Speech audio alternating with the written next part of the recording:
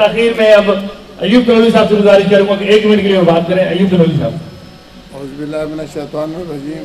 Stage पे बैठ रहे हमारे बुजुर्गों और साथियों और हज़ारे वाले तमाम एंड में जितने बैठे हैं भाइयों, अस्सलाम वालेकुम। मैं ज़्यादा बातें नहीं करूँगा, 4 बातें। एक तो जिस तरह देखो हज़ारे की जब से तंजीमें शुरू हुई हैं, हम लोगों ने अपना एक चिट्टा झंडा आता है, एक नीला झंडा आता है, ये हज़ारा लायंस थे, ये हज़ारा मूवमेंट, इस चीज़ को आज ख़त्म किया जाए।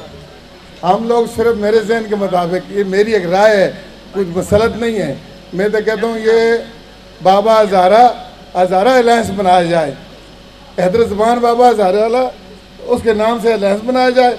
तमाम पूरी कराची में यही अलायंस चले, एक हज़ारेवाल चले एक तरीके से। बाकी रहा ज़िले के साहब, ज़िले के बाद हमारी यूसियाँ हैं, हर यूसी के कमेटी बने और उस कमेटी की जिम्मेदारी है कि हमारे हज़ारे वालों को कोई भी तकलीफ़ हो, चाहे वो थाने की सूरत में हो, चाहे वो फौतगी की सूरत में हो, चाहे कोई फंड की सूरत में हो, तो हमारे हज़ारे वाले वहाँ पहुँचने चाहिए हमें।